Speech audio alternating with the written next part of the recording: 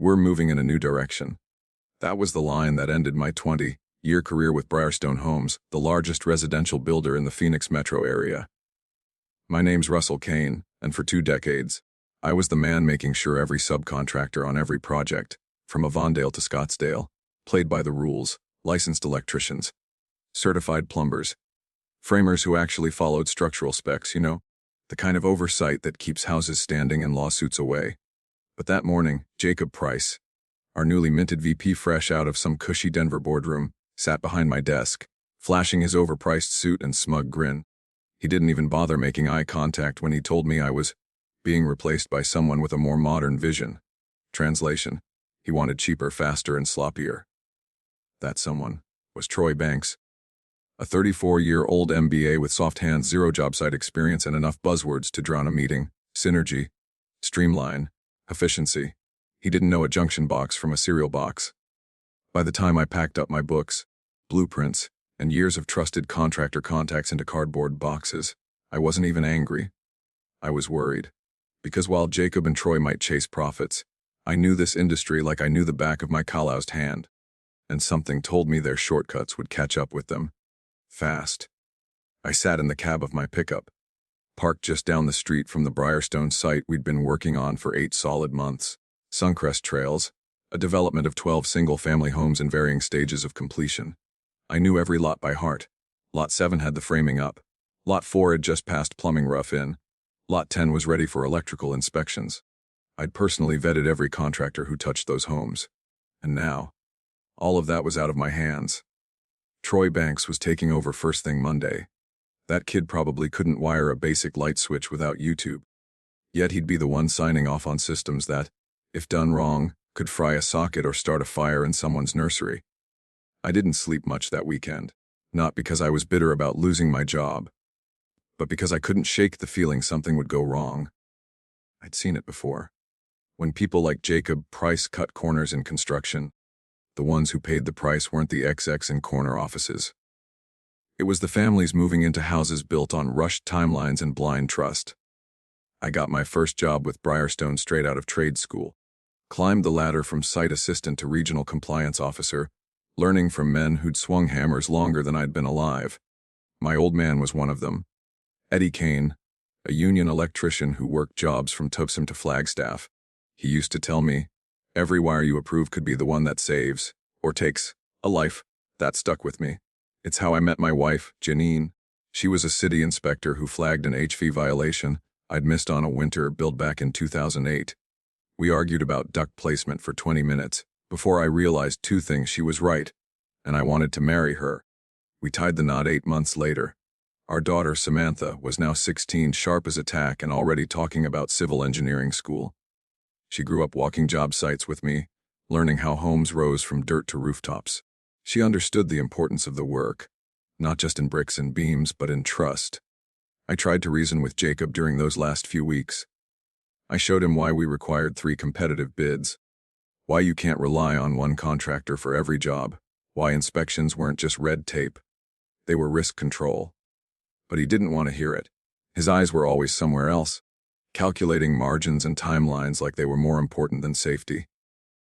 The final straw came when he asked me to reconsider a rejection I'd made on an electrical subcontractor, someone who technically had a license, but whose work I'd seen firsthand: sloppy terminations, overloaded circuits, junction boxes wired like a toddler's science project. We need to be more flexible, Jacob said. Give people second chances. I held my ground and found another guy who charged $700 more. But at least I could sleep at night. Jacob signed off but made a note in his folder. I saw him do it, and I knew right then my time was ticking down. It didn't take long for the fallout to begin. 3 days after I boxed up the last of my files, I got a call from Janine. She works at the city's permitting office, and her voice had that edge I hadn't heard in years. The one she used when something smelled off. "Cal," she said, "did you approve a contractor change for Lot 10? My stomach tightened. No. Why? Because someone submitted a change order this morning. They're replacing Martinez Electric with a company called Silverline Systems. The application lists you as the approving supervisor." I nearly dropped my coffee. That's impossible. I've never even heard of them. You might want to come down here. I drove to the municipal building like my tires were on fire. When Janine pulled up the digital form, my name and signature were right there, just close enough to pass a quick glance. It wasn't mine, but to a city clerk checking a stack of permits before lunch. It would have sailed through unnoticed. "Run their license number," I said, trying to stay calm. She typed, clicked, and frowned. "License was suspended 8 months ago. They've had multiple citations, unpermitted work, failed inspections, incomplete installs.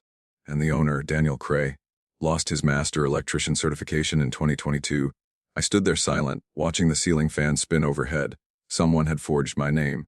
Someone had hired a band contractor and submitted fake documentation on an active project. One I had personally kept spotless for nearly a year. "Do me a favor," I told Janine. "Print everything. The permit app, the suspension record, the violation history. I'm going to need it." Driving home, I kept thinking about Lot 10. Rough in wiring was scheduled for this week. If Cray and his crew were already on site, they'd be running cable behind walls that would be sealed with drywall by the end of the week. Once that happened, finding faulty wiring would be like hunting a snake in a haystack. Worse yet, families were set to move in by December. Kids were going to sleep in bedrooms wired by a man the state had banned from touching a junction box. This wasn't just about me anymore. It wasn't about pride or job titles or Jacob Price's efficiency protocols. It was about safety, integrity. The reason I'd stuck with construction all these years in the first place. I parked across the street from Briarstone's trailer office and watched as Troy Banks laughed into his phone through the window, completely oblivious to the mess he was about to step into. That kid thought this was a numbers game, but he had no idea what it meant to carry the weight of responsibility, the kind that comes with a real signature.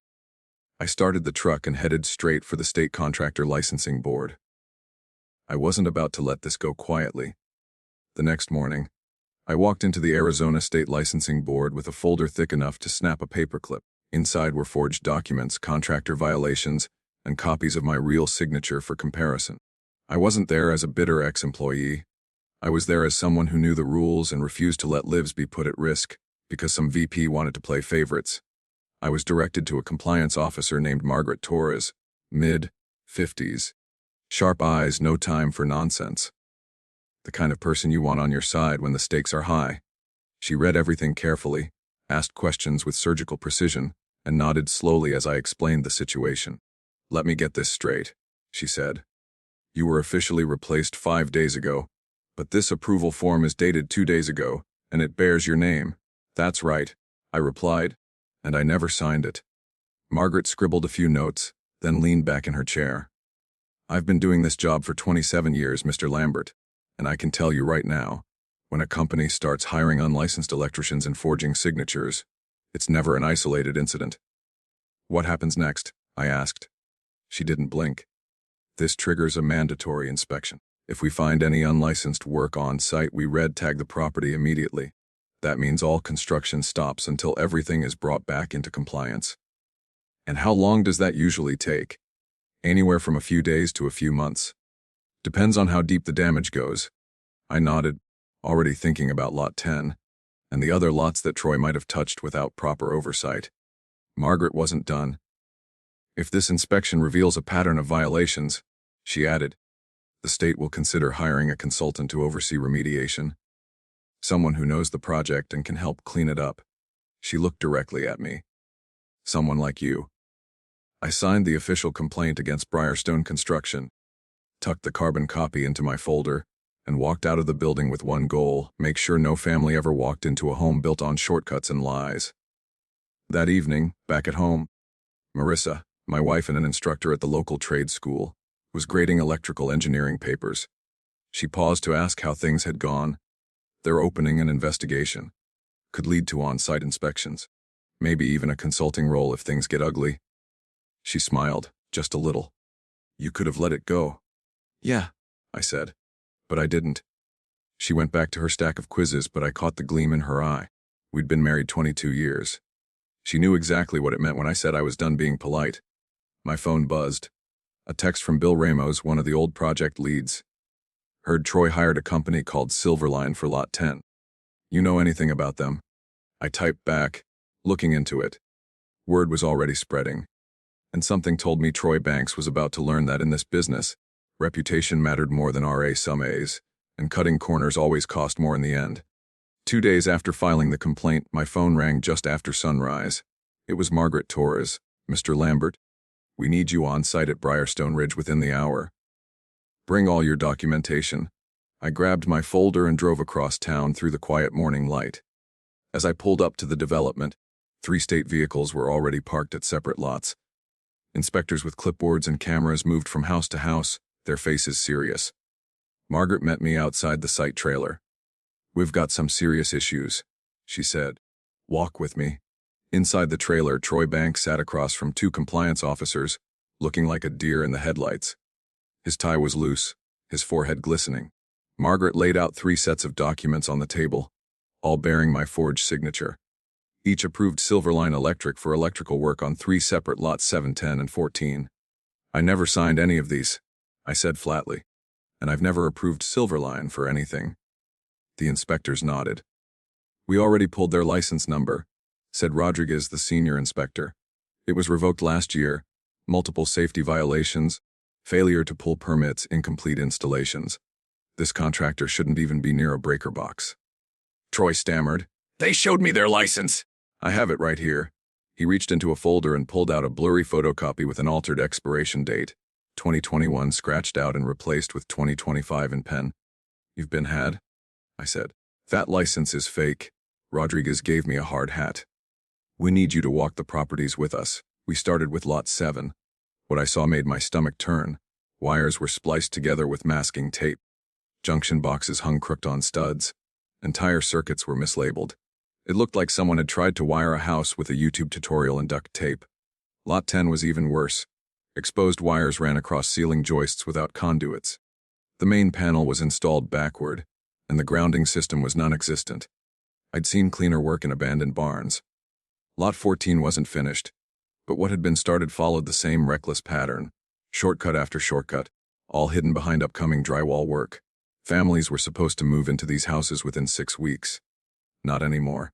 Rodriguez shook his head. "These homes are officially red-tagged. No more work until they're completely re-evaluated and brought back into compliance." Margaret turned to Troy. "Effective immediately, you're suspended from approving any further electrical work.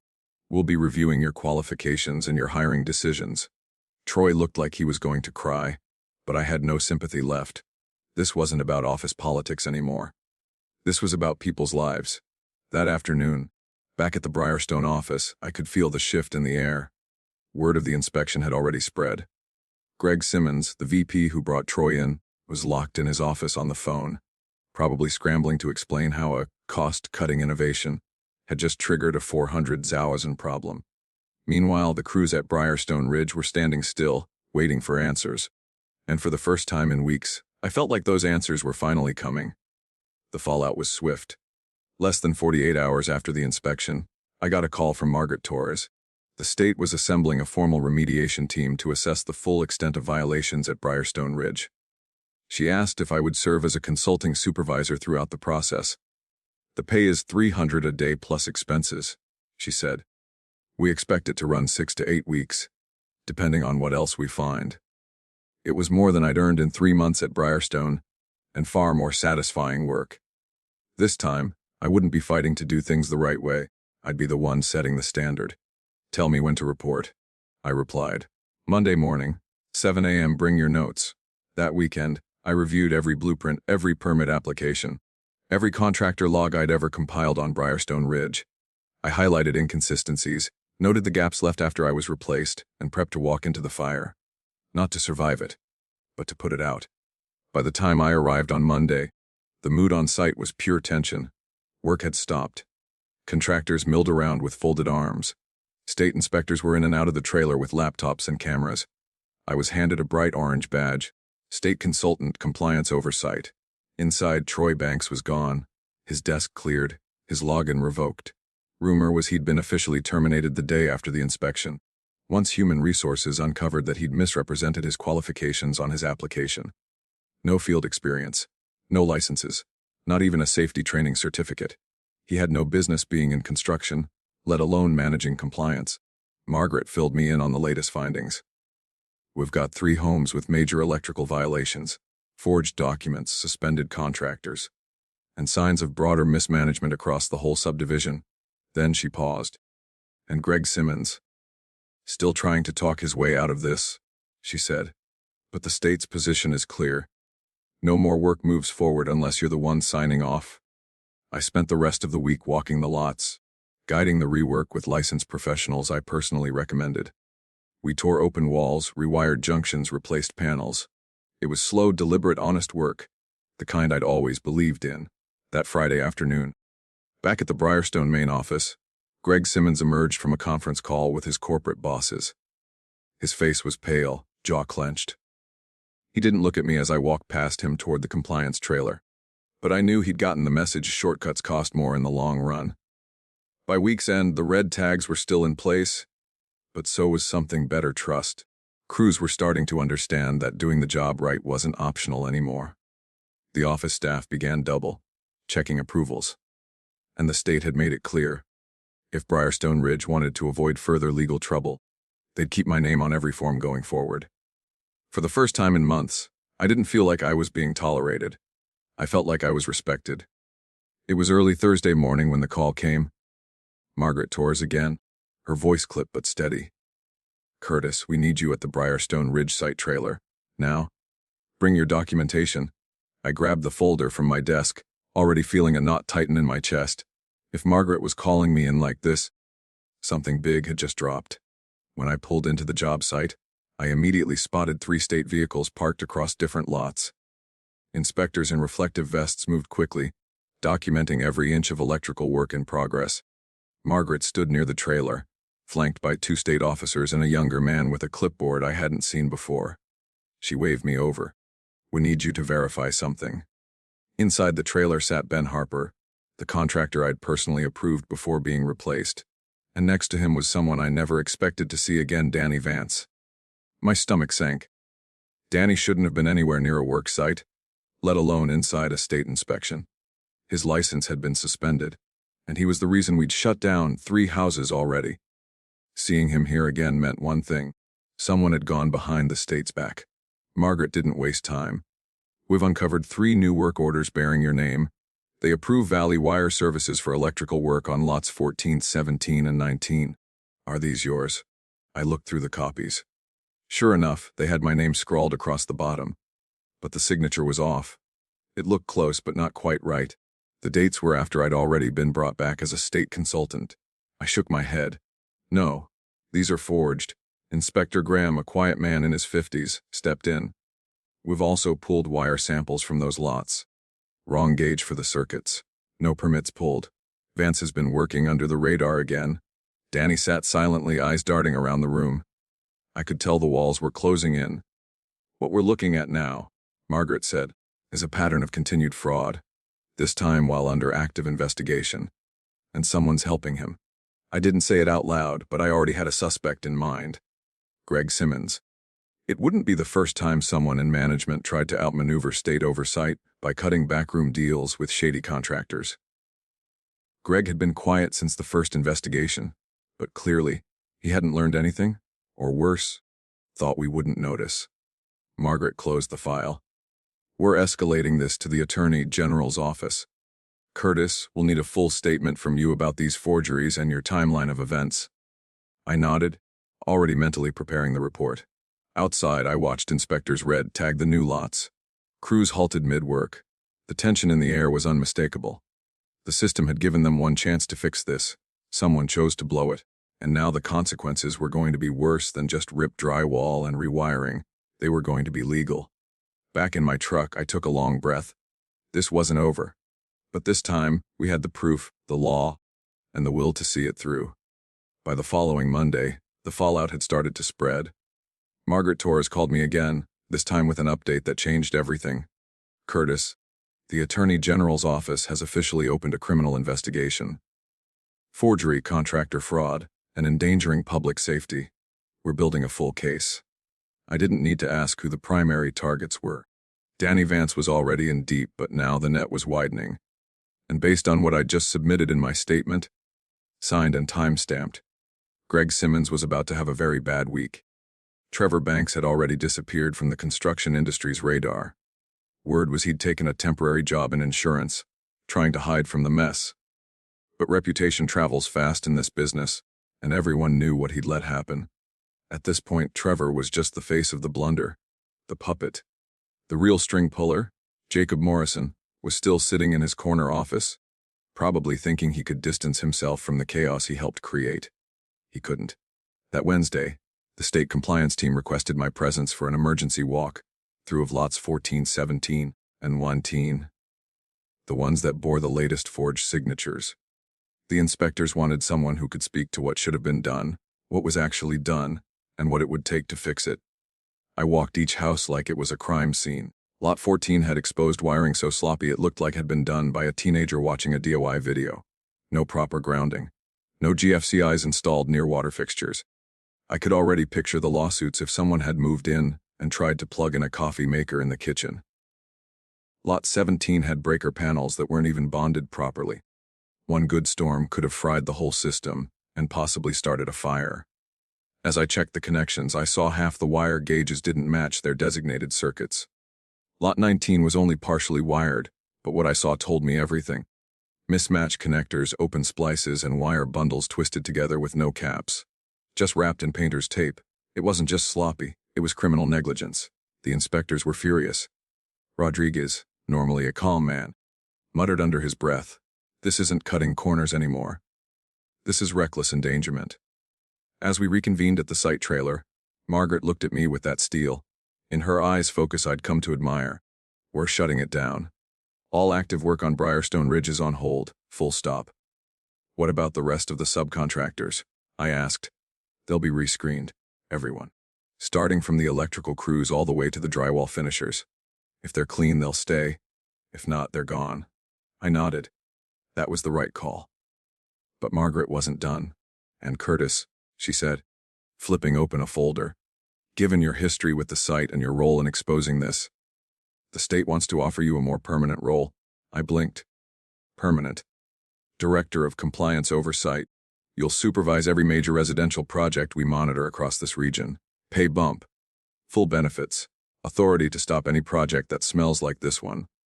For a moment, I just stood there. After being pushed out by people who didn't respect the work, after watching the company I helped build nearly burn to the ground from arrogance and greed, here was a shot to fix it right. "I accept," I said, shaking her hand firmly. "Sometimes you don't just fix the mess. They let you lead the rebuild." 3 weeks later, I was present at a closed-door meeting in Hollowgate's main conference room, no longer a place for hollow praise or empty PowerPoint presentations. Executives from the Denver headquarters had flown in. Seated in rows were legal representatives, insurance personnel, and compliance advisors, their faces reflecting a mix of anxiety and damage control. Jacob Morrison sat at the far end of the table, head bowed, no longer the confident man who had once coldly fired me. Trevor Banks was absent. His contract had been terminated shortly after his suspension, when HR discovered he had falsified his academic credentials on his job application. Margaret Torres stood to present. She spoke clearly and methodically, outlining the issues point by point: 3 homes flagged, 14 electrical code violations, forged signatures, unlawful oversight, and most damning of all, clear evidence of unlicensed contractors being hired. "The estimated cost of repairs is $430,000. Margaret continued. "In addition, the case will be referred to the State Attorney General for prosecution on charges of forgery and regulatory violations." A visibly sweating attorney representing Hollowgate cautiously asked, "How could this have happened?" Margaret opened my personnel file and held it up for everyone to see. "Mr. Curtis Bell, former compliance supervisor, has a 20-year record with no violations and commendations from multiple inspection agencies. He was replaced by someone with no construction background, who failed to verify contractor licenses and approved blatantly fraudulent documentation." Jacob opened his mouth to explain, but Margaret cut him off without hesitation. "You tried to cut costs by bypassing safety protocols. 3 families nearly moved into homes with potentially lethal electrical systems. That's not efficiency. It's criminal negligence." The air in the room grew heavy, as if someone had slammed a door shut. All eyes turned to me as Margaret concluded. "The state of Arizona recommends that Hollowgate rehire Mr. Curtis Bell to oversee all remaining phases of this project," she said. He knows the builds, understands the issues, and has the trust of our inspection team. The lawyer turned to me. Mr. Bell, would you be willing to take on this role as a consultant under direct supervision from the state? I looked straight at Jacob, then back at Margaret. I'll accept, on the condition that I report directly to the state compliance team, not internal management. Jacob flushed red but couldn't object. Hollowgate was teetering on the edge of a reputational crisis, and they knew I was the only one who could pull them out of the mire. 6 months later, I was regional compliance director, overseeing 3 major projects and earning more than I ever had before. But more than the money, it was a recognition of 20 years of doing things right, in a world that too often rewards doing things fast. That afternoon, I stood by the window of my new office, overlooking the 3 construction sites now under my full supervision. Every brick, every weld, every wire on those sites had to meet the standard, not just because the law required it, but because I knew children would grow up under those roofs. Claire brought Rebecca by for a visit. She looked around, wide-eyed with curiosity, then asked, "Daddy, is this the reward for telling the truth and doing the right thing?" I smiled. "It's not a reward, sweetheart. It's just what happens when you refuse to compromise on what's wrong." My phone buzzed. A message from Margaret Torres. Danny Vance pled guilty. Permanently barred from the profession. Trevor's now selling insurance in Tucson. Doing the right thing doesn't always bring instant glory. But when the dust settles, it's the only thing that remains. Doing the right thing isn't always easy. At times, you'll be seen as too rigid, too slow, or outdated. But in construction, as in life, those who stand by their principles are the ones who ensure others don't have to pay the price for their mistakes. What do you think about how Curtis handled the situation?